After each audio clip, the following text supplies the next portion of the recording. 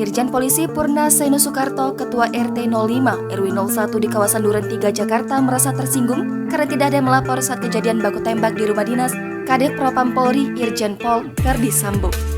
Seno Soekarto juga merasa geram karena dia seperti tidak dianggap sebagai ketua RT di wilayahnya. Mantan Kapolda Sumatera Utara dan Kapolda Aceh itu tersinggung atas sikap polisi yang tidak memandang dirinya sebagai ketua lingkungan. Seno menambahkan, pihak kepolisian juga kerap memerintah security tanpa koordinasi terlebih dahulu dengan pengurus RT termasuk ketua RT. Seno menerangkan dirinya baru mengetahui ada insiden baku tembak yang terjadi pada Jumat 8 Juli lalu pada Senin 11 Juli 2022 melalui YouTube. Menurut Seno, security sempat mendengar bunyi letusan namun suara itu disangka bersumber dari petasan. Sebab pada saat itu menjelang Hari Raya Idul Adha. Mabes Polri menjelaskan alasan kepolisian baru mengungkapkan kasus penembakan Brigadir J oleh Baradae di rumah Kadif Propam Irjen Verdi Sambo pasca 3 hari kejadian berdarah tersebut. Karopenmas Divisi Humas Polri, Brigadir Jenderal Ahmad Ramadan menuturkan bahwa insiden penembakan tersebut terjadi menjelang Hari Raya Idul Adha pada Jumat 8 Juli lalu.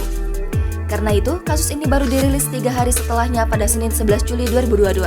Ia menjelaskan bahwa pihaknya juga langsung melakukan olah tempat kejadian perkara tidak lama kejadian tersebut. Adapun penanganan telah dilakukan sesuai prosedur. Ramadan menyatakan bahwa Kapolri Jenderal Listio Sigit Prabowo telah serius menangani kasus tersebut. Satu di antaranya dengan membentuk tim khusus untuk menangani kasus yang telah menjadi sorotan publik.